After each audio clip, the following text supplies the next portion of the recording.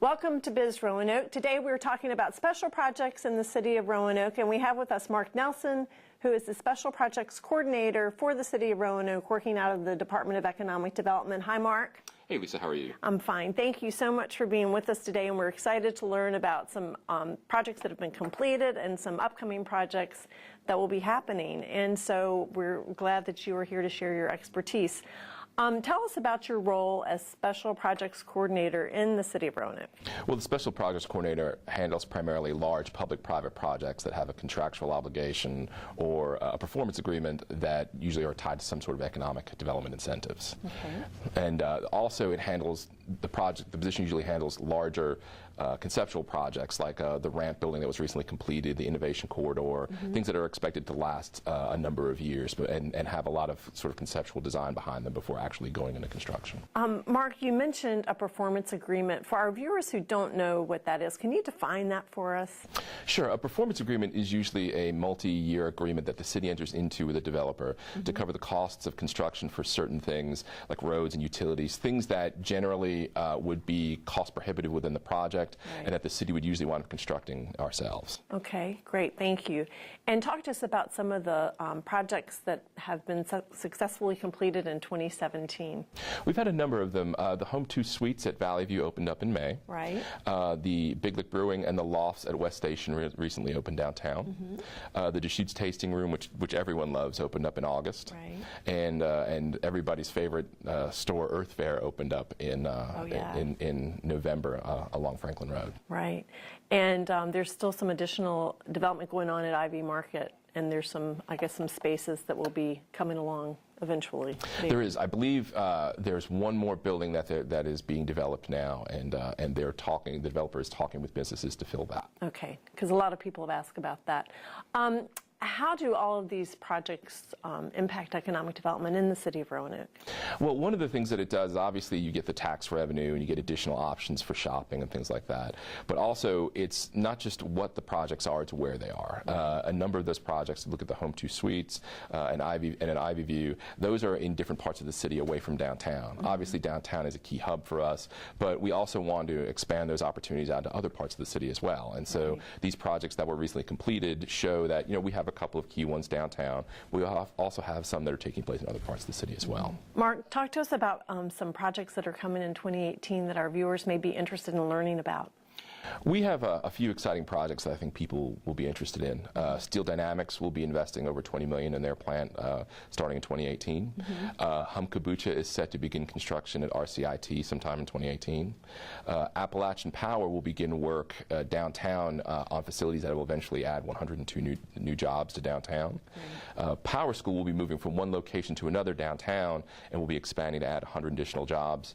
And finally, I think a project everyone will be interested in is we are working with a developer that will hopefully begin work on renovating the old historic fire station downtown. Mark, thank you for joining us today. And if our viewers would like to learn more about the projects that have been completed or the projects coming in 2018, how can they reach you? They can reach me directly in my office, which is 853-2717. Very good. Thank you so much for your time today, and we'll be right back.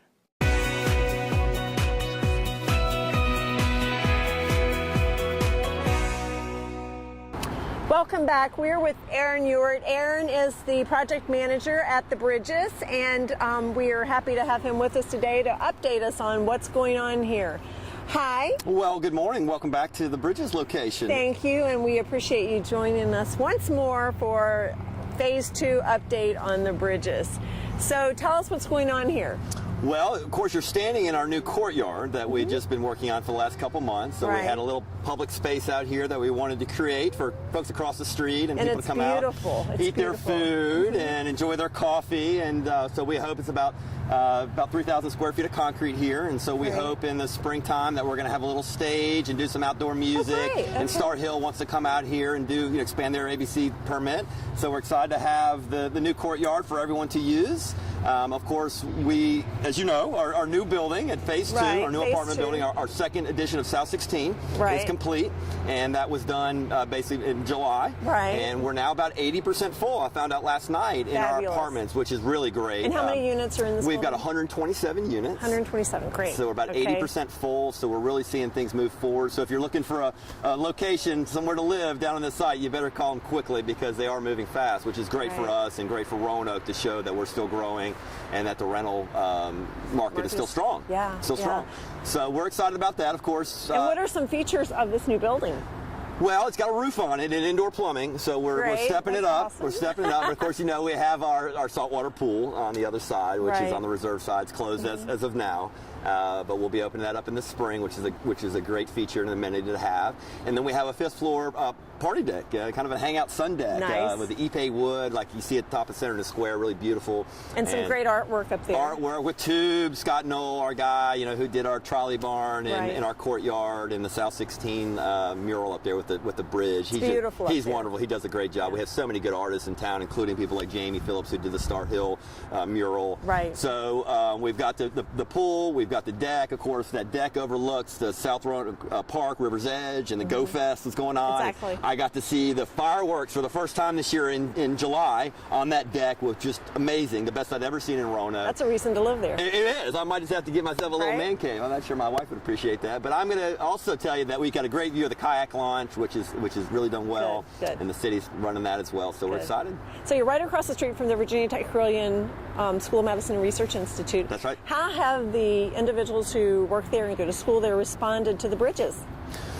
Well, you know, we always talk about how great everything is now. You know, maybe it's time to kind of look back, 5 years when we're all just a grand experiment. You know, this is a brownfield, and the school was like, I don't know what we're going to do. We're just going to give free education and tuition to these people, hope they show up, and we're going to start this medical school, and that's what we're going to do. And of course, we're here going, well, we're going to put in some restaurants and some housing on a brownfield.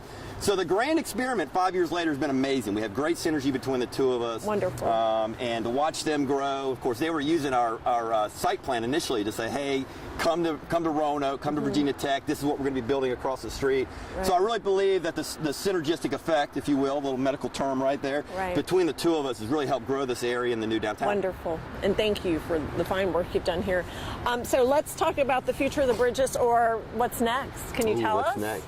We do have some plans. I can't necessarily tell you all of them, but we certainly are looking to move forward. As you know, we've got some other locations over there behind Dr. Pepper Park that we're looking to move on.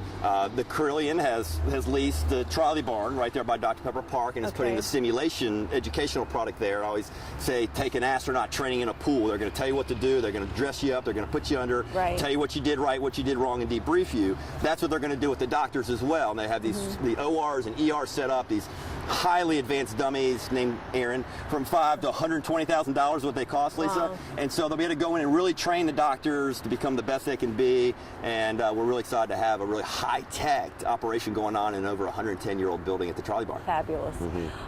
So if our viewers would like to learn more about the bridges and would like to reference that in the future, what is the best way to do that? Well, we've got bridgesroanoke.com. Bridgesroanoke.com is our website. I'd always welcome you to come on site. The best way to ever figure out more about the bridges is come, get a cup of coffee, have a little something to eat, experience have a beer, it. Come around. I'd be happy to give you a tour sometime if you're on site. And Dr. Pepper Park will start up again in the spring, and we're very excited about being part of the new downtown and all the future has for 2018. But at least I'll say the last thing I'll say to you here, you always never knows what I'm going to come out of my mouth, but it's not, we've done a lot of great things in Roanoke. The downtown, our big brother, is just amazing, and the things are going on towards, Grandin and the new downtown here and the outdoors, but it's not time to rest on our laurels and pat ourselves on the back. It's time to take a couple weeks off, enjoy the Christmas, and then in 2018, the Roanoke region needs to step it up and improve their game once again and keep moving forward because we've got a lot to accomplish. Aaron, thank you so much for your time today, and we'll look forward to hearing more in the future. Thank you, Lisa, for coming. Thank you so much. You bet. And we'll be right back.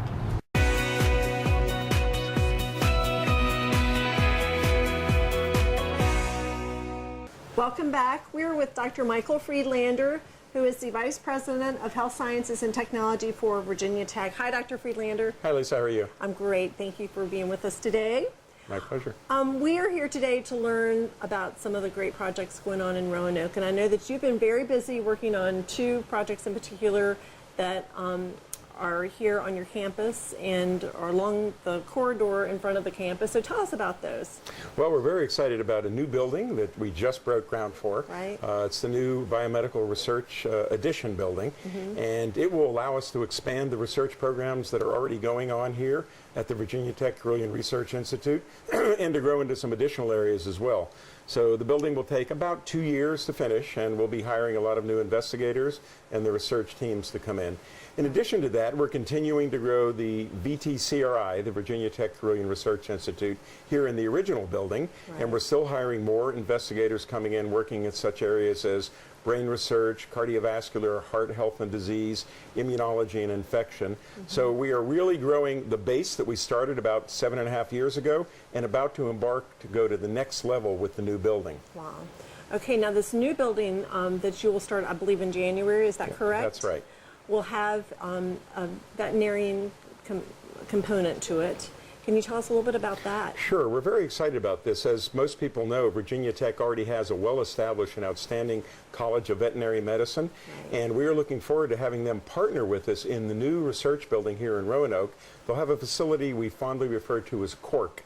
That's C-O-R-C, not C-O-R-K, and it stands for Comparative Oncology Research Center, which means it will be doing work and research and delivering new important treatments to companion animals, dogs and cats primarily, to treat their cancer. So the veterinarian researchers will be collaborating with the researchers working with human beings and also with mice and so forth to come up with the best treatments and cures for all species, including humans and our friendly companions. Thank you for that explanation, because I'm sure that our viewers will be interested in knowing about that. And also, these projects are great projects for economic development. Tell us about the impact you feel these will have on our economic development in the city of Roanoke and actually in the region. Yeah, we think they'll continue to have a major economic impact. We've done a little analysis so far of both the Research Institute and the medical school, and we've figured approximately about a $700 to $800 million economic impact in the region over the last 7 years. And so we hope to see that considerably improve. Not only will we have more research teams, and every one of them brings in anywhere from a half dozen to 24 people working with them, all of whom will of course have housing and be working here in the city. But in addition to that, many of them are partnering with industries. So we have already 6 or 7 industry partners from other cities and states who are collaborating with our investigators here, and some of the researchers are spinning off their own companies. So we've had several companies start just in the last 2 years that are based here in Roanoke. Each of those things will add to the economic impact in a substantial way that goes well beyond just the city of Roanoke and should impact the entire region. Dr. Friedlander, how can viewers learn more about the Virginia Tech Carilion Research Institute and the good things happening here? Certainly, they can go to our website. They can just Google VTCRI for Virginia Tech Carilion Research Institute, or they can come to hear some of the public lectures we deliver on Thursday evenings starting up again in mid-January, where we have some of the foremost researchers in biomedical and health science research come and speak to the community at a level that we think the community would enjoy and appreciate. They're not highly technical scientific talks. They're more for the broad-based community. So everyone is welcome. They're free, open to the public, and there are refreshments available as well. And again, if viewers have questions, go to that website, because it's a fabulous website and it updates with all the great news that's coming out of here. That's right. The website announces discoveries, the building, all the new initiatives, visitors coming in. So please check our website frequently. Dr. Friedlander, thank you so much for this update and for being with us today. And we'll be right back.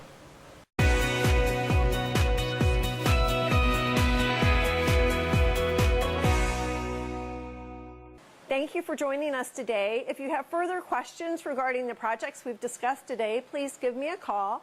My name is Lisa Soltis, and you can reach me by email at lisa.soltis@roanokeva.gov or by telephone at 540-853-1694. Thank you.